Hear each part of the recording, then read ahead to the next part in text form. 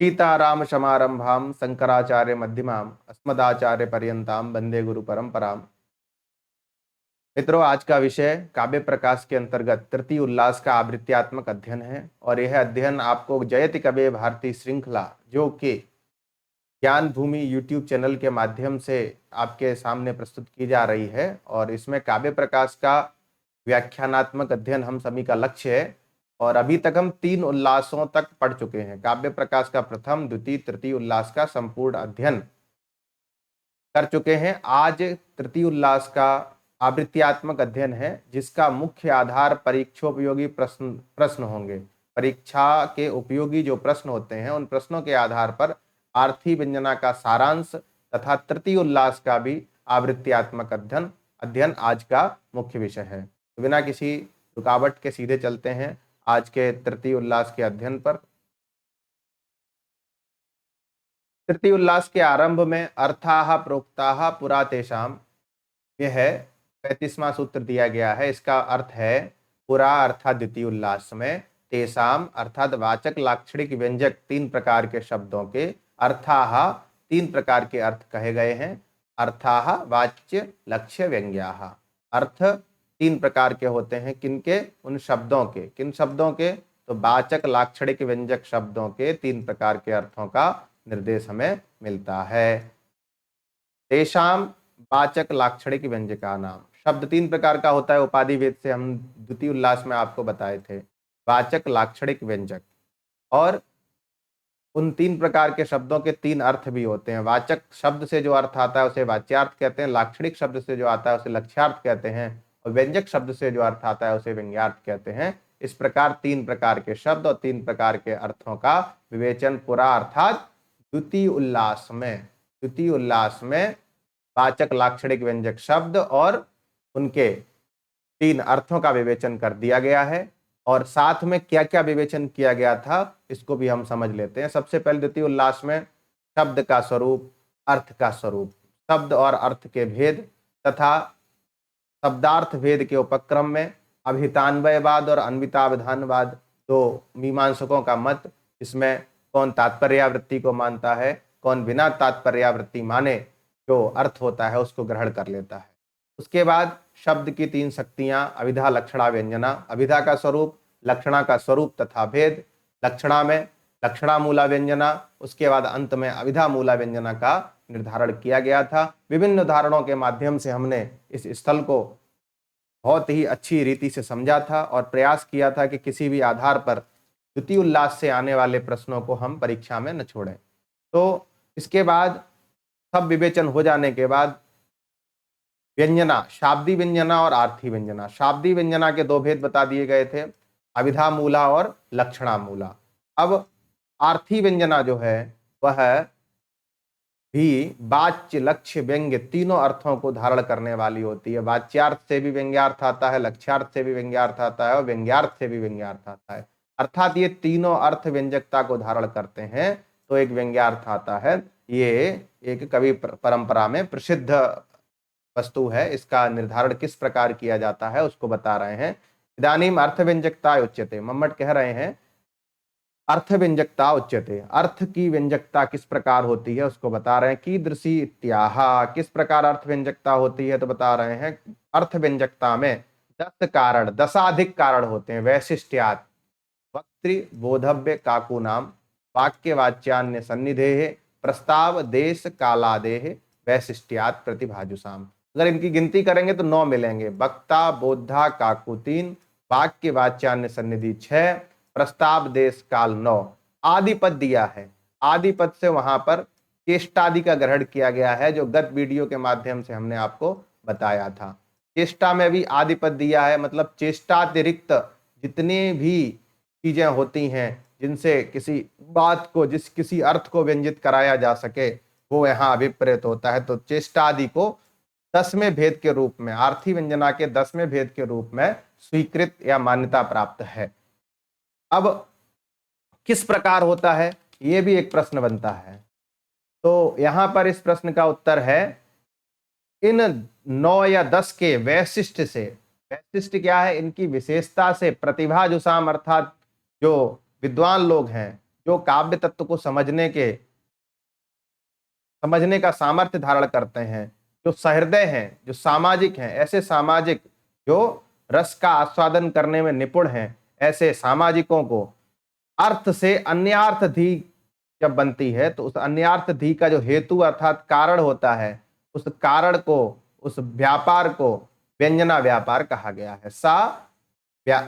सा अर्थ व्यंजकता। कौन सी अर्थ व्यंजकता?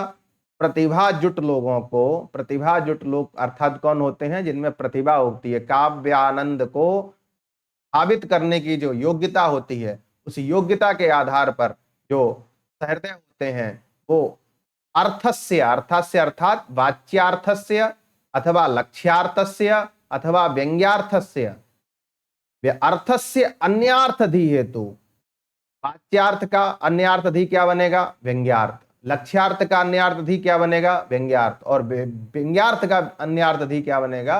व्यंग्यार्थ। अर्थात सर्वेषां प्रायशः अर्थानां व्यंजकत्वम अपिस्यते, ये जो कहा गया है वहां पर अर्थ से वाच्य, लक्ष्य, व्यंग्य तीनों लेना है। वाच्य, लक्ष्य और व्यंग्य। वाच्य, लक्ष्य और व्यंग्य तीनों का ग्रहण होगा। उन तीनों से अन्यार्थ धी बनाने में जो कारण व्यापार है, उस कारण व्यापार को व्यंजना कहा गया है। और उस व्यंजना से आने वाला जो अर्थ होता है उसे अर्थ व्यंजकता कहा गया है। बोधव्य का मतलब बता दिया, प्रतिपाद्य अर्थात जिसको बताया जाए। कोई बात जैसे कोई कह रहा है, उसको दूसरा समझ रहा है, तो समझने वाले व्यक्ति को बोधव्य कहा गया है।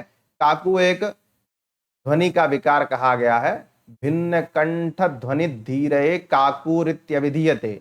भिन्न प्रकार के कंठ की जो ध्वनि है, उस ध्वनि के माध्यम से जो अर्थ व्यंजित होते हैं उसको काकू कहा गया।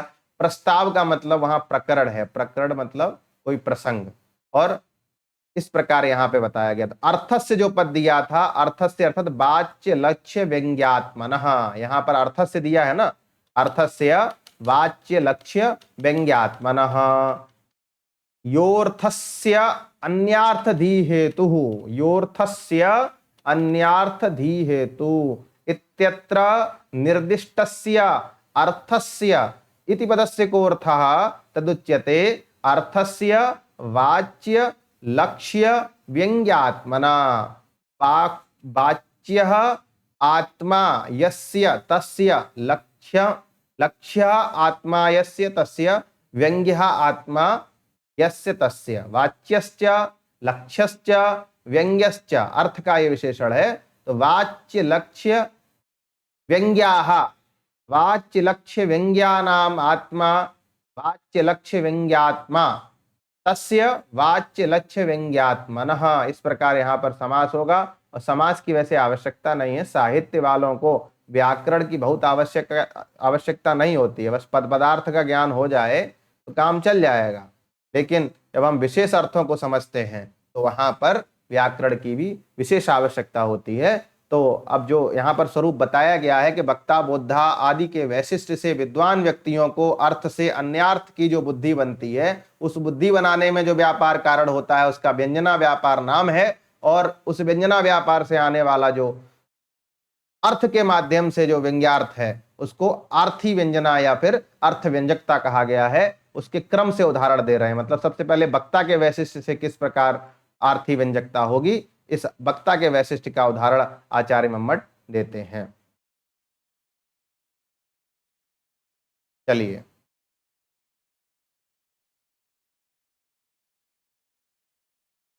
एक सेकेंड। वक्तृ वैशिष्ट्यम यथा, वक्तृ वैशिष्ट्यम यथा, वक्ता के वैशिष्ट से उदाहरण दिया जा रहा है। एक बार यहां पर देख लेते हैं चल रहा है कि नहीं सही। हाँ, सही चल रहा है।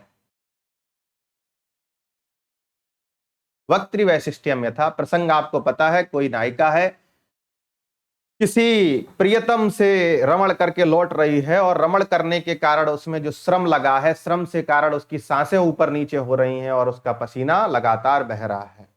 पसीना बह रहा है और उसकी सांसें थम नहीं रही हैं, ऐसे लग रहा है कि वो थक चुकी है। तो इस बात को छुपाना चाह रही है कि वो किसी नायक से रमण करके आई है और सामने उसकी सखी उसकी प्रतीक्षा कर रही है। इस प्रसंग में वह इस प्रकार चातुर्यपूर्ण उक्ति से बात कहती है कि सखी को भी समझ में ना आए और हमारी बात छुप जाए। लेकिन सहृदय जो है, सहृदय जान रहा है कि वह नायिका व्यभिचारिणी है और ये नायिका के जो लक्षण हैं जो इस समय दृष्टिगोचर हो रहे हैं, इन लक्षणों से उस नायिका का चोरी से जो रमण किया गया है उस रमण अर्थ का बोध होगा व्यंजना से। पहले अर्थ आएगा, अर्थ से व्यंग्यार्थ आएगा और वह व्यंग्यार्थ आर्थी व्यंजना कहलाएगा, आर्थी व्यंजना के माध्यम से आएगा। अति पृथुलम जलकुंभम गृहीत्वा समागतास्मि सखी त्वरितम श्रमस्वेद सलिल निश्वास निस्सहा विश्राम्यामि क्षणम। हे सखी, मैं अत्यंत बड़ा घट जल से भरा हुआ लेकर आई हूं और तेजी से आई हूं। इस कारण से श्रम के कारण स्वेद सलिल पसीने का जल बह रहा है और मेरी सांसें निश्वास निस्सहा, श्रम के कारण स्वेद रूपी सलिल और जो हमारी सांसें हैं, जो हमारी जो श्वास लेने की गति बढ़ गई है, उस श्वास को सहन करने में मैं निस्सहा हूं, सहन करने में असमर्थ हूं। इसलिए क्षणम विश्राम्यामि, इसलिए थोड़ी देर यहां पर विश्राम करूंगी। ये तो हो गया वाच्यार्थ। जब सहृदय समझेगा कि यह जो नायिका है वो व्यभिचारिणी है, यह पुंसचली नायिका है, तो उसको ये अर्थ व्यंजित होगा चौर्य रत गोपनम, चोरी से रमण करना, उस नायिका का चोरी से रमण करना, यह अर्थ गम्यते अर्थात व्यज्यते आएगा। यह गाथा सप्तशती का श्लोक है। गाथा सप्तशती हाल के द्वारा लिखी गई है, महर्षि हाल, कवि हाल कह सकते हैं। यह शायद प्राकृत भाषा में लिखित संपूर्ण गाथा सप्तशती है, जिसमें श्रृंगारिक पद्यों का अधिकाधिक समावेश है। इसके बाद दूसरा श्लोक है बोधव्य वैशिष्टिका। बोधव्य अर्थात जो जानने वाला होता है, बोधव्य प्रतिपाद्य। बोधव्य कौन होता है? प्रतिपाद्य। यहां पर भी प्रसंग है कि कोई नायिका है, इसने अपनी सखी को अपने नायक को अनुकूल बनाने के लिए या अनुकूल करने के लिए नियुक्त किया था। वह लगातार नायक को अनुकूल करने का प्रयास करती रही। सखी ने किसी दूती को लगाया था ना, तो वो दूती अनुकूल करते करते खुद ही उसके अनुकूल हो गई, मतलब इतना लसरा गई कि वह खुद ही उसके प्रेम जाल में फंस गई। और उसके प्रेम जाल में फंस जाने के बाद, अवान्तर क्रिया के संपादित हो जाने के बाद, वह नायक जो व्यवहार उस नायिका से करता था वही इस दूती से भी करने लगा। तो दूती भी उसी कंडीशन में पहुंच गई जिस कंडीशन में उसकी जो मालकिन अर्थात नायिका थी। तो दोनों की स्थिति समान हो गई है, दोनों प्रेम करने लगे हैं उस नायक से। पहले नायिका करती थी, लेकिन प्रेम के बाद जो संबंध स्थापित होता है, उस संबंध के कारण नायक दुष्ट था, उसकी अरुचि उत्पन्न हो गई। उसको केवल एक ही काम से मतलब था और वह काम संपादित हो जाने के बाद उसकी जिस प्रकार नायिका में अरुचि हो गई थी, उसी प्रकार इस दूती उसको अनुकूल करने के लिए बार बार जाती थी और बार बार जाते जाते नायक उनको भी अपने चंगुल में फंसा लिया और फंसाने के बाद फिर साइड हटा दिया। तो ऐसी परिस्थिति में जो दूती है, वह दूती भी उस नायक के विरह में संतप्त हो रही है। और इस संतप्तावस्था को देखकर जो उसकी नायिका है, उसको सब पता है कि मैंने इसको अपने अनुकूल बनाने के लिए भेजा था, लेकिन ये अपने अनुकूल बना ली। अब उसको आज मौका मिल गया है, किस प्रकार उसको एक तरह से धिक्कारा जाए या किस प्रकार उसको बेइज्जत किया जाए, या फिर किस प्रकार उसको इन शब्दों में बेइज्जत किया जाए कि सामने वाले को लगे कि प्रशंसा हो रही है और समझने वाले समझ जाएं कि क्या कहा जा रहा है। तो नायिका कह रही है औनिद्र्यम अर्थात लगातार सोई नहीं हो तुम, दौर्बल्यम और न सोने से अत्यंत दुर्बल हो गई हो, और चिंता अलसत्वम, चिंता भी बहुत लगी रहती है और तुम्हारा जो शरीर है वो भरभराता रहता है, आलसी हो गया है। और सनिश्वसितम, और लगातार तुम्हारी सम्यक श्वास नहीं चल रही है। निश्वसितम अर्थात सांसें जल्दी जल्दी ले रही हो। मम मंद भागिन्या कृते, हे सखी, सखी ये संबोध्य पद है, हे सखी तुम्हारा ये जो सब हो रहा है ऊपर की लाइनों में वर्णित जो है, वो मंद भागिन्या मम कृते, मंद भागिनी जिसका मंद हो गया है भाग्य। क्यों मंद हो गया है? जिसका नायक रमणादि करके उसको त्याग चुका है, और ऐसा हो जाने के कारण उस नायिका का मंद भाग्य हो गया है। और मम मंद भागिन्या कृते सखी त्वामपि परिभवती, तुम भी अनुभव कर रही हो। परिभवती अर्थात इस प्रकार का कष्ट सहन कर रही हो, परिभव सहन कर रही हो। तो यहाँ पर तो सामान्य रूप से जो दृष्टा है या श्रोता है उसको लगेगा कि धन्यवाद ज्ञापन कर रही है, क्योंकि उसको मनाने में लगातार इसने बहुत श्रम किया है। ऐसा ही भाव निःशेषच्युत चंदनम स्तन तटम वाला जो प्रथम लास्ट में श्लोक आया है उसमें ये वाला ही भाव है। तो यहाँ पर व्यंजित क्या हो रहा है, तो दूत्याह तत्कामुक कामुक उपभोगो व्यज्यते। यहाँ पर सहृदय तुरंत समझ लेगा कि ऐसे ही नहीं कह रही है, ये धन्यवाद नहीं है, ये उसको गाली दे रही है। और कैसे गाली दे रही है, दूत्याह उसकी दूती का, तत्कामुक कामुक उपभोग, तत् तस्याः नायिकायाः यः कामुकः नायिकः वर्तते, तेन सह तस्याः दूत्याः उपभोगः अत्र अस्मिन् पद्ये व्यज्यते इति भावः। मम्मटस्य अनेन च बोधव्य वैशिष्ट्यस्य अर्थव्यञ्जकता कथं भवति इत्यपि सिद्ध्यति। अग्रे किमस्ति पश्यामि। काको वैशिष्ट्यम यथा काकु ध्वनिर्विकारा भिन्न कंठ ध्वनि धीरे काकुरित्यभिधीयते। ऐसा काकु का लक्षण है, कंठ की भिन्न प्रकार की जो ध्वनि होती है उसी को क्या कहा गया है, काकु। तो काकु का क्या स्वरूप दिया जा रहा है उसको समझ लेते हैं। श्लोक आपको पता है, पांडव बैठे हैं पांचाली के साथ में और जो युधिष्ठिर हैं वो अत्यंत शांत स्वभाव वाले हैं, उनको किसी भी प्रकार से कोई भी उत्साह, कोई भी गुस्सा, कोई भी क्षोभ मन में प्रकट नहीं हो रहा है। और ये सब देखकर भीमसेन लगातार क्रोध करते हैं और अंततः भीमसेन के क्रोध करने पर युधिष्ठिर उल्टा उनको डांटते हैं कि शांत रहो, जब माहौल सही होगा तो अपने आप उन पर आक्रमण कर देंगे। और भीमसेन जो कह रहे हैं वही वाली स्थिति है, व्यक्ति जब हारता है तो तिल मिलाने लगता है, तिल मिला के कुछ ऐसा कर देता है जो नहीं करना चाहिए। वस्तुतः उपदेश क्या है, जब आप हार रहे हो तो उसको एंजॉय करो और टेंशन फ्री होके उसको सहने का सामर्थ्य क्रिएट करो और सामने वाले को पता भी न चले कि आप दुखी हैं अंदर से।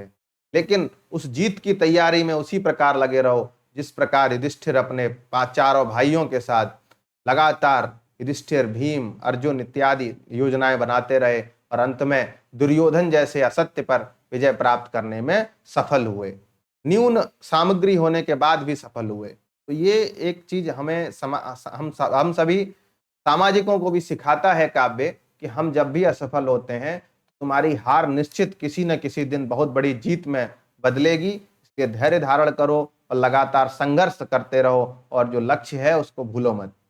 यहाँ पर भी वही है, भीमसेन बिना मतलब में एक्साइटेड हो रहे हैं और लग रहा है कि आज आक्रमण कर देंगे। तो ऐसे में युधिष्ठिर समझाते हैं और युधिष्ठिर समझाते हैं तो फिर भीमसेन कहते हैं उल्टा हमें समझा रहे हो, जिनको समझाना चाहिए उनको समझा नहीं रहे हो। अरे भाई, जो दुर्योधन है उसको समझाना चाहिए, नहीं उसको न समझा के, या पांडव पुत्रों को, कौरवों को समझाना चाहिए, कौरवों को न समझा के उल्टा हमें को डांट रहे हो, ये तो गलत बात है ना। देख नहीं रहे हो जो हमारी पत्नी है उसको भरी सभा में लोगों ने नंगा कर दिया, उसके वस्त्र खींच दिए, वो तो भगवान कृष्ण थे, उन्होंने चीरहरण के समय अपनी कृपा दृष्टि की जिससे उसका चीर बच पाया, और भी पाल आल पकड़ के दुशासन वहां से लाया था। इस प्रकार की समस्याएं तुमने लगातार देखी हैं, फिर भी तुमको क्रोध हम पर ही आ रहा है, न कि कौरवों पर आ रहा है। ऐसा ही भाव इस पद्य में वर्णित है। तथा भूताम दृष्ट्वा नृपसदसि पांचाल तनयाम वने व्याधि सार्धम सुचिरमुसितम बलकलधरई विराटस्यावासे स्थितमनुचरितानम्ब निवृतम गुरुखेदम खिन्ने मय भजति नाद्यापि कुरुषु। गुरु अर्थात युधिष्ठिरः मई खिन्ने खेदम भजति, अर्थात मेरे खिन्न होने पर मुझ पर ही खेद कर रहे हैं, न अद्यापि कुरुषु, आज भी उन कौरवों पर नहीं कर रहे हैं जिन्होंने लगातार अत्याचार किए हैं हम पर। कैसे अत्याचार किए हैं, ऊपर की पंक्ति से समझाया जा रहा है।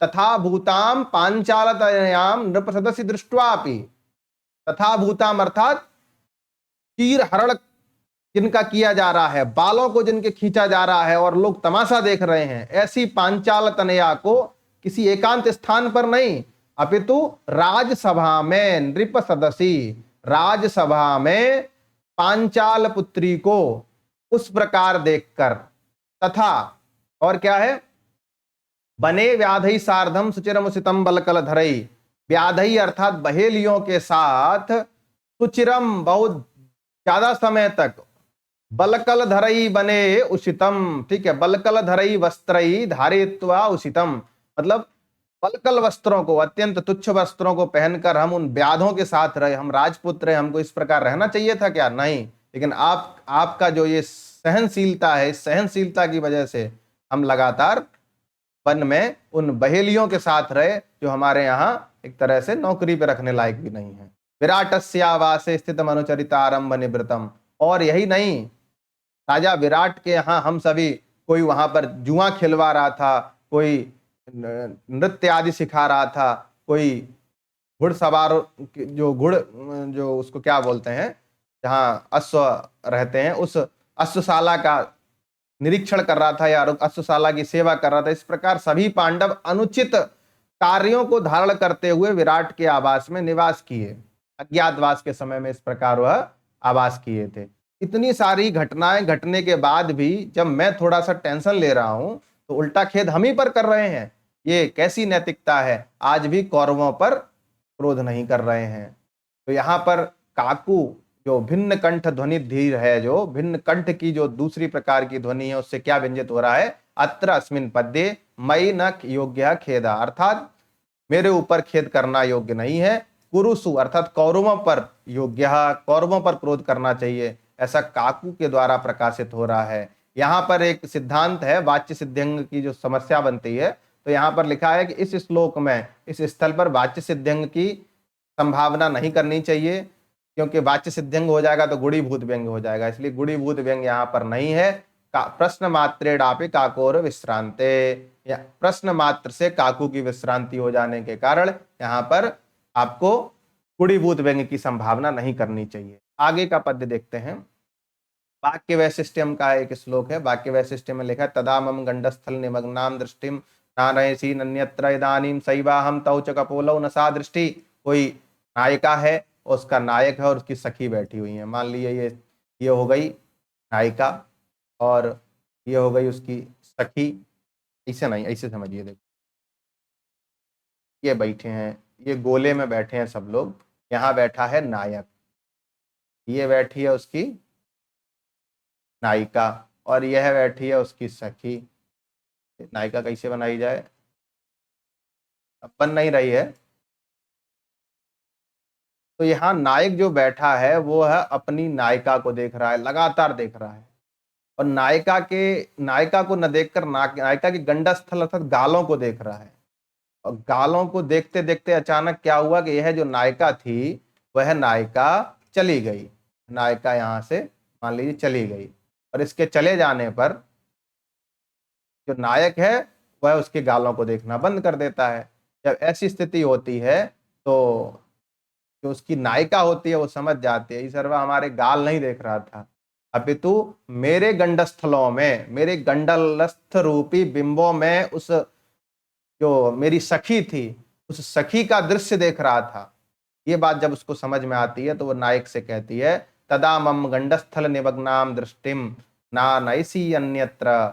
हे नायक, हे प्रिय, जब वह बैठी थी उस समय मेरे गंडस्थल पर निमग्न, निमग्न अर्थात डूबी हुई तुम्हारी नजरें कहीं और नहीं जा रही थीं। इदानीम सैवाहम तौच कपोलौ, इस समय मैं वही हूं और वही मेरे गंडस्थल हैं, कपोल हैं, लेकिन वह दृष्टि नहीं रही, अर्थात अब तुम्हारी दृष्टि मेरे गंडस्थलों पर नहीं पड़ रही है। इससे क्या व्यंग्यार्थ निकल के आता है इस अर्थ से? तो अत्र मत सखीम, यहाँ पर मेरी सखी को, कहाँ पर? कपोल प्रतिबिंबता, मेरे कपोल रूपी प्रतिबिंब में देखते हुए, पश्यतः दृष्टि अन्या एव भूत, अन्य प्रकार की ही थी, बड़ी गहरी नजरों से देख रहे थे, लसरिया के देख रहे थे। और चलितायाम तो तस्याम, और उसके चले जाने पर अन्य ही जाता, तुम्हारी दृष्टि हट गई। अहो प्रच्छन्न कामकस्त्वम ते, यहाँ पर आश्चर्य है, तुम छुप छुप कर मजा लेते हो। और इस प्रकार यहाँ पर यह व्यंजना प्रकट होती है। साहित्य को ऐसे ही पढ़ना चाहिए, नहीं तो समझ में नहीं आएगा, इसको अन्यथा मत लीजिए। और साहित्य समझ में आ गया तो आपका आंतरिक मल है वो अपने आप नष्ट हो जाएगा, आप बहुत अच्छे कवि हो जाएंगे, और कवि होते ही आप उत्कृष्ट नागरिक बन जाएंगे। तो ये आप किस प्रकार वाक्य, पूरा वाक्य आया उस वाक्य के वैशिष्ट से, यहाँ पर ये वाक्य ध्वनित होता है, वाक्य के वैशिष्ट से कितनी बड़ी बात निकल के आती है कि मैं जब बैठी थी तो मेरे कपोलों में पड़ने वाले उसके प्रतिबिंब को देखते हुए तुम्हारी दृष्टि अन्य प्रकार की थी, और वो जब चली गई तो तुम्हारी दृष्टि भी चली गई। इससे क्या व्यंजित हो रहा है? तुम छुप छुप कर कामुकता को धारण करते हो, मेरे सामने नहीं। तो यहाँ पर यह जो वाक्य वैशिष्ट का उदाहरण था वह आपको समझ में आ गया। अग्रिम उदाहरण है वाच्यार्थ वैशिष्ट का। वाच्यार्थ वैशिष्ट में आपको बताया था वाच्य आएगा मतलब वाच्यार्थ आएगा, उस वाच्यार्थ से किस प्रकार बहुत उत्कृष्ट कोटिक जो व्यंग्य आएगा, एक एक शब्द के अर्थ से किस प्रकार व्यंजना होगी, उसको समझना ही हमारा लक्ष्य है। श्लोक है उद्देशोयम सरस कदली श्रेणी शोभातिशायी कुंजोत्कर्षांकुरित रमणी विभ्रमो नर्मदायाः किंचैतस्मिन् सुरित सुहृदस्तन्विते वान्ति वाता येषामग्रे सरति कलिता कांडकोपो मनोभू। कोई नायक है, किसी नायिका को टहलाने ले गया है, यहां से ले गया तो बोला था पॉपकॉर्न खिलाएंगे, लेकिन वहां जाके वो कुछ और ही सोच रहा है, ओयो विजिट कराना चाह रहा है। तो उस समय ओयो वगैरह होते नहीं थे, तो एक उद्देश्य है, नर्मदा के तट पर एक स्थल है जो थोड़ा उठा हुआ है, और उस स्थल का वर्णन किस प्रकार, मतलब उस स्थल को कैसे हम देख सकते हैं कि रमण के लिए वह स्थल उपयुक्त स्थान बन जाए। और ये तो गई थी पॉपकॉर्न खाने, आइसक्रीम खाने, इसका मूड कैसे बनाए वहां पर। तो बहुत प्रकार की योजना बना के कहता है अयम उद्देश्य, यह कैसा उठा हुआ प्रदेश है, सरस कदली श्रेणी शोभातिशायी, अर्थात सरस कदली हरे भरे केलों की श्रेणी से शोभा संपन्न यह देश है। केले के वृक्ष लगे थे, और सूखे नहीं, सूखे होते तो आवाज करते, एकदम हरे हरे लगे हैं। कुंजोत्कर्षांकुरित रमणी विभ्रमो नर्मदाया, कुंज का उत्कर्ष अर्थात कुंजों का जो उल्लास है उससे अंकुरित क्या हो रहा है, रमणी विभ्रमा, रमणीय नर्मदा का कैसा विभ्रम हो रहा है, कुंज के उत्कर्ष से अंकुरित होने वाला। किंच एतस्मिन् सुहृद सुहृदस्तन्विते बांति बाता, और क्या है, ते बाताह बांति, यहाँ पर बाताह होना चाहिए, पता नहीं क्यों बाताह लिखा है। तो ते बाताह बांति, बाता मतलब वायु, हवाएं, कैसी हवा बह रही हैं, जो सुरत सुरद सुरत, सुरत मतलब रतिकाल में, रतिकाल जो रति क्रिया की मित्र है, रति क्रिया की मित्र है, अर्थात रति क्रिया को और उद्दीप्त करने वाली अत्यंत रमणीय हवा बह रही है। ये तस्मिन मतलब इस उद्देश्य में, और क्या है, ऐसा मग्रे, और इन हवाओं के आगे आगे कौन चल रहा है भैया, लठ लिए चल रहे हैं, कलिता कांड कोपो मनोभू, अकांडे अर्थात अप्रसंगे, जो कोप को कलित करते हैं, कोप को धारण कर लेते हैं। कामदेव की यह स्थिति है, जहां नहीं स्थान है वहां भी नाराज हो जाता है। किस प्रकार नाराज हो जाता है ये सहृदय ही समझ सकते हैं, जो स्थूल बुद्धि है या फिर इनकी काष्ठबद्ध बुद्धि है, वो लोग ये बात नहीं समझ सकते हैं। तो एक तरह से धमकी भी दे रहा है कि ये स्थिति बनने के बाद भी अगर तुम रमण के लिए नहीं प्रवृत्त होती हो, आई तो तुम थी यहाँ पर पॉपकॉर्न खाने या वॉकिंग करने, लेकिन अगर ऐसे स्थल पर जो सर्व विध संपन्न रति क्रीड़ानुकूल है, इस स्थल पर भी अगर तुम रमण करने के लिए प्रवृत्त नहीं होगी, तो जो मनोभू कामदेव है अकांड ही कोप कर देगा, बिना किसी प्रसंग कोप कर देगा। और कामदेव जब कोप करता है तो व्यक्ति ध्वस्त हो जाता है, व्यक्ति बर्बाद हो जाता है। तो ये श्लोक है, इसमें ये भाव वर्णित है। अब यहाँ पर किस प्रकार से उस नायिका को अवश्यम भावी रमण करना चाहिए यह व्यंजित हो रहा है प्रत्येक अर्थ से। उद्देश्य, उद्देश्य मतलब वो है उठा हुआ देश, मतलब ऊंचा प्रदेश। नीचा होता तो भाई कोई देख भी लेता, अब उठा हुआ है। अब उठा होने पर भी अगर पठार हो, मान लो ये पठार की स्थिति ऐसी होती है 1000 मीटर ऊंचा पृथ्वी तल से, और ऊपर जाके जो नुकीला ना हो वो पठार कहलाता है। तो ये पठार हो गया। तो पठार में अगर यहाँ कोई रमण करेगा तो दिख जाएगा भैया। अगर यहां से नहीं दिख रहा है मान लो, तो ये दूसरा पठार है, इस पठार के ऊपर जो लोग रह रहे हैं वो तो देख लेंगे ना। तो पठार कोई उद्देश्य कहा गया है। नर्मदा का कैसा स्थल जो उठा हुआ है। अब ऐसे ही नहीं उठा हुआ है, इसके दोनों तरफ क्या है, सरस कदली क्रेड शोभातिशाही, कदली, सरस मतलब हरे भरे, कदली अर्थात केला के वृक्षों की श्रेणी मतलब पंक्तियां सुशोभित हो रही हैं। अब ये हरा भरा होने के साथ साथ उठा हुआ है तो ये चारों तरफ से ढक भी गया और छाया युक्त है, एक तरह से एक कक्ष निर्माण हो गया, एक बेडरूम बन गया। यहाँ पर न कोई इधर से देख सकता है न कोई इधर से देख सकता है। तो ये क्या हो गया, श्रेष्ठ शोभातिशायी उद्देश्य। और इस उद्देश्य में बगल में बहने वाली जो नर्मदा नदी है, उस नर्मदा के नदी के किनारे जो कुंज है, कुंज अर्थात बगीचे, और बगीचे से उठने वाली जो क्या है सुगंध है, और उससे भी रमणियों का जो विभ्रम है, जो श्रृंगार है, वो दीप्त होता है, ऐसा भाव यहाँ पर वर्णित किया जा रहा है। और यही नहीं, यह जो वायु बह रही है वो कैसी है, सुरत काल की प्रेमी है, सुरत काल की मित्र है।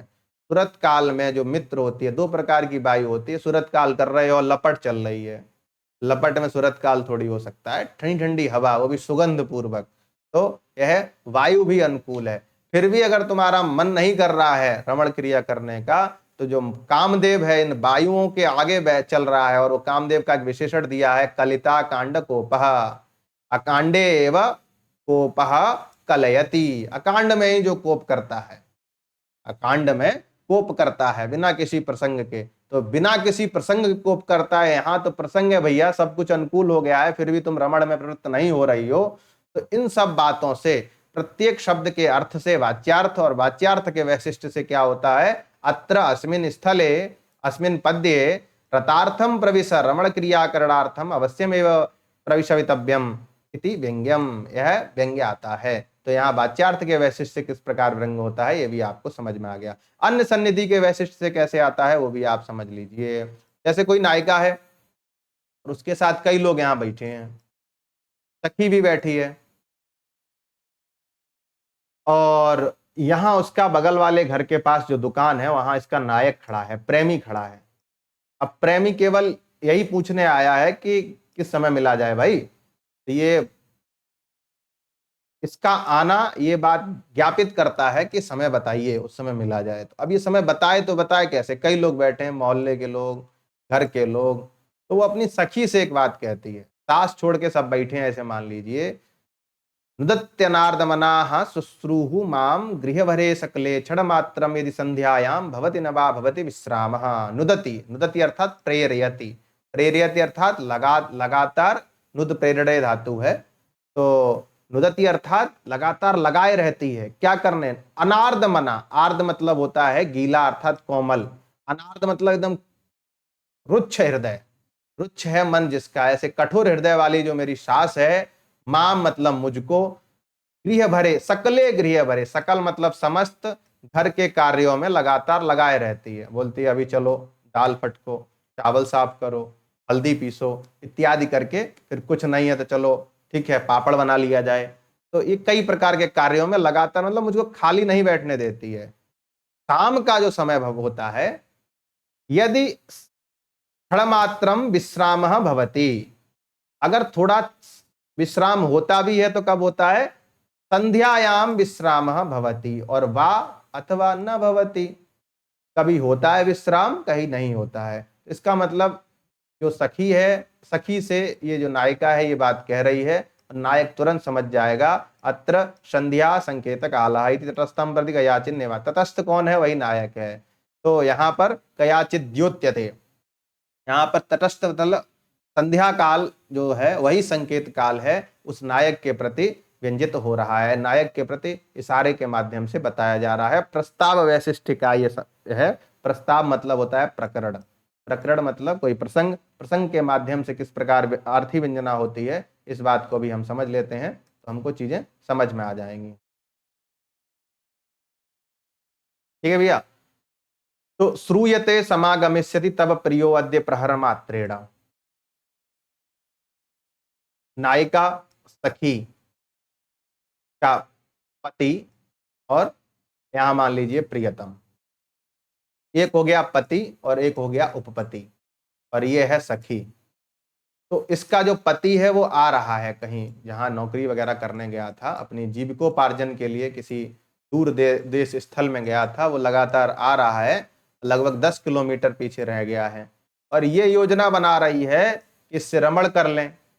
लेकिन इसको पता है, अच्छे मित्र का दायित्व है, सखी का दायित्व है कि इसको किसी भी प्रकार इस कार्य से रोका जाए। डायरेक्ट कह नहीं सकते, कई लोग हैं तो बड़े स्टाइल से कहती है, श्रूयते समागमिष्यति तब प्रिय अद्य प्रहर मात्रेण। सुना जाता है तब प्रिय, तुम्हारा प्रियतम पति, प्रहर मात्रेण, घंटा 2 घंटे में, समागमिष्यति, आ जाएगा। एवं एवं किमितिष्ठति, इसी प्रकार क्यों बैठी हो, तिष्ठसि तत्सखी सज्जय करणीयम, उसके आने की तैयारी करो क्योंकि वो आ रहा है। अब यहाँ पर व्यंग्यार्थ क्या आता है इस प्रस्ताव के वैशिष्ट्य, अत्र उपपतिम प्रत्यवसर्त्युम प्रस्तुता नयुक्तम, यहाँ तुम उपपति के साथ जो रमण करने के लिए प्रवृत्त होने वाली हो वह युक्त नहीं है, वो ठीक नहीं है, ऐसा कयाचिन निवार्यते, किसी सखी के द्वारा उस नायिका को रोका जा रहा है, यह अर्थ व्यंजित होता है। यही यहाँ प्रस्ताव के वैशिष्ट से अर्थ व्यंजकता है। इसके बाद है देश वैशिष्ट। देश मतलब होता है स्थान, स्थान के वैशिष्ट से कैसे होता है बता रहे हैं। कई सखी एक बगीचे में फूल तोड़ने गई। फूल तोड़ते तोड़ते एक सखी को ध्यान आया कि हमने यहीं पर अपने प्रेमी को बुलाया था, प्रेमी को बुलाना था, तो ये सोचकर उसने दिमाग लगाया कि इनको कैसे हटाया जाए। तो कैसे हटाया जाए इस बात को करने के लिए वो ये श्लोक बोलती है, अन्यत्र यूयम कुसुमावचायम क्रुद्धमत्रामि करोमि सख्य, क्रुद्धमत्रास्मि करोमि सख्य, नाहम हि दूरम भ्रमितुम समर्था प्रसीदतायम रचितोंजलिर्वः। यूयम अन्यत्र कुसुमावचायम कुरुध्वम, तुम सब दूसरी जगह पर जाकर फूल तोड़ो।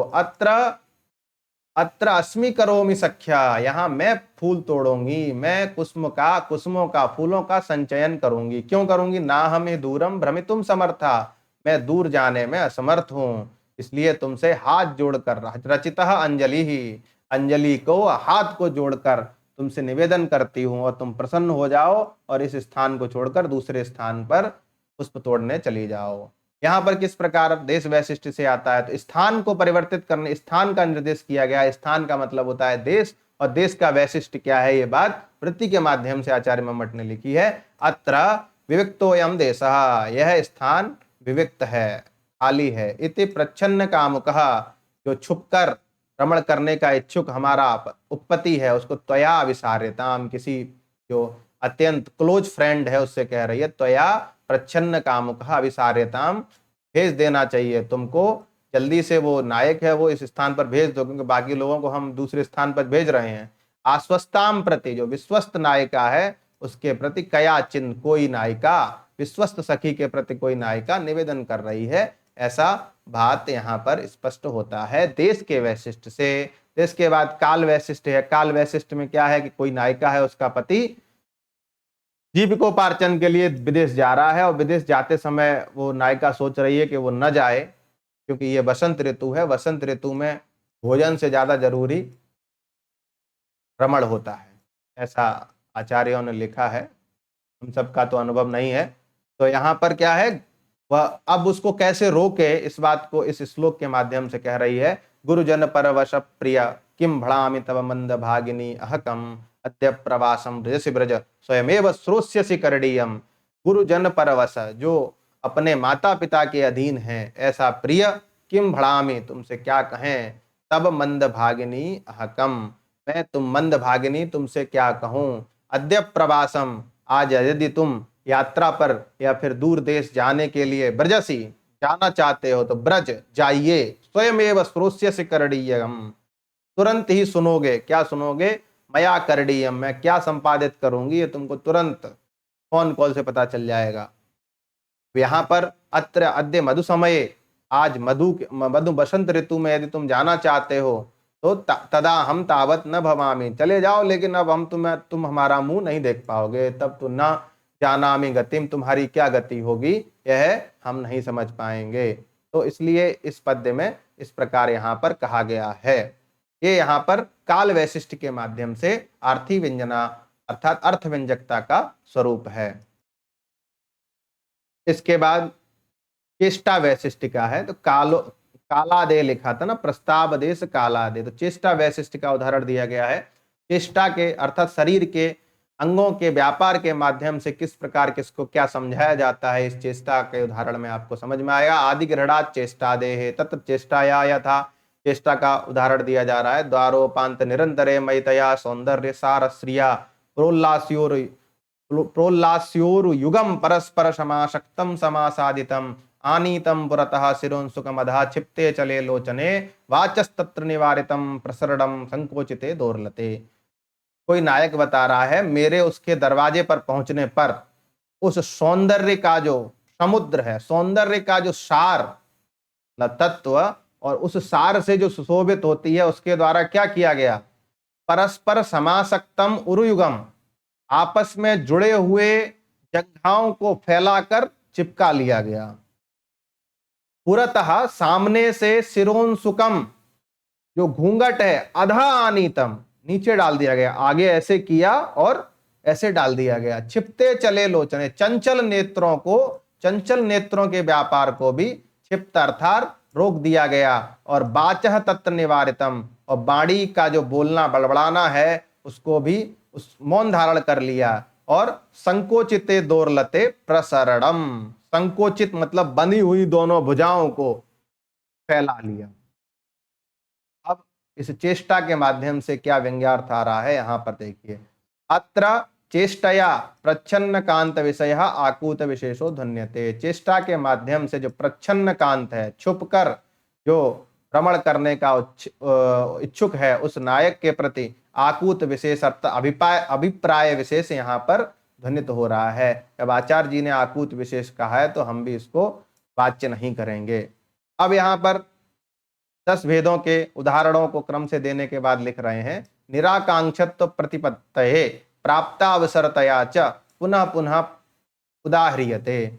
अर्थात भाव ये है कि एक श्लोक में ही 2-3 आर्थी व्यंजना के वैशिष्ट्यों का उदाहरण दिया जा सकता था, लेकिन किसी भी प्रकार की आकांक्षा न बनी रहे, निराकांक्ष हो जाए व्यक्ति, इस बात के लिए और अवसर प्राप्त होने के कारण संपूर्ण तृतीय उल्लास आर्थी व्यंजना को केंद्रित करके लिखा गया है। इस प्राप्त अवसर के माध्यम से प्रत्येक आर्थी व्यंजना के वैशिष्ट्य का अलग अलग पुनः पुनः अलग अलग उदाहरण दिया गया है। वैसे वक्त्रादीनाम मिथा संयोगे, वक्ता बोधा आदि के वैशिष्ट्य के परस्पर संयोग होने से एक ही उदाहरण में 2-3 भेदों की संभावना हो सकती है। ये इन्होंने यहाँ पर प्रदर्शित कर दिया। अंत में लिख रहे अनेन क्रमेण, इसी क्रम से लक्ष्यार्थ और व्यंग्यार्थ का जो किस प्रकार व्यंजकत्व होगा, उनके उदाहरण भी आप लोगों को समझ लेने चाहिए। सूत्र संख्या 48 में बता रहे हैं किस प्रकार अर्थ की व्यंजकता में शब्द की सहकारिता होती है। शब्द के बिना अर्थ और अर्थ के बिना शब्द कभी टिक ही नहीं सकते। और इसी को आधार बनाकर कुछ लोग शब्दः काव्यम कहते हैं, कोई शब्दार्थौ काव्यम कहते हैं, कोई वाक्यम काव्यम कहते हैं। और ये काव्य लक्षण की परंपरा में तीन भेदों का जो मार्ग है वो प्रशस्त होता है। तो शब्द प्रमाण वेद्योर्थो विनक्त्यर्थांतरम यतः अर्थस्य व्यंजकत्वे तत् शब्दस्य सहकारिता। शब्द प्रमाण वेद्य अर्थ, जो काव्य में अर्थ वेद्य होता है, काव्य तभी कहा जाता है जब शब्द से आए। तो शब्द प्रमाण वेद्य अर्थ अर्थांतरम यतः विनक्ति, यतः मतलब जिस कारण से शब्द प्रमाण वेद्य अर्थ अर्थांतर को व्यंजित करता है, उस अर्थांतर के व्यंजित होने पर अर्थ की व्यंजकता होती है, अर्थस्य व्यंजकता, चाहे वो वाच्यर्थ की व्यंजकता हो, व्यंग्यार्थ की व्यंजकता हो या लक्ष्यार्थ की व्यंजकता है। तो अर्थस्य व्यंजकत्वे, अर्थ की व्यंजकता होने पर तत्शब्दस्य सहकारिता, उस शब्द की सहकारिता भी होती है जो वाचक लाक्षणिक व्यंजक के रूप में होता है। अब यहां पर निष्कर्ष रूप में कनेक्शन क्या निकलता है, शब्द 3 प्रकार के, उनके अर्थ भी 3 प्रकार के। अर्थ व्यंजक तभी हो सकता है जब उन शब्दों की सहकारिता होगी। तो कुल मिला के शब्द 3, अर्थ 3 और व्यंजकता कई प्रकार की, और कैसे निकलती हैं ये प्रत्येक उदाहरण के माध्यम से समझाया गया। शब्देति, शब्द क्यों कहा गया, तो नहीं प्रमाणांतर वेद्य अर्थ व्यंजक भवति। शब्दातिरिक्त अर्थात प्रत्यक्ष प्रमाण या अनुमान प्रमाण से वेद्य अर्थ व्यंजक हो जाएगा, ऐसी बात नहीं है। इसलिए शब्द प्रमाण वेद्य अर्थ विनक्त्यर्थांतरम यदा अर्थस्य व्यंजकत्वे तत्शब्दस्य सहकारिता, ये बात लिखी है। और इसी आधार पर यत्रार्थ शब्दो वा तमर्थमुपसरणीकृत स्वार्थौ व्यंगतः काव्य विशेषा सध्वनिरिति सूर्यभिः कथिता। इसमें आचार्य आनंदवर्धन ने व्यंगतः जो दिया है, वाच्यार्थ अपने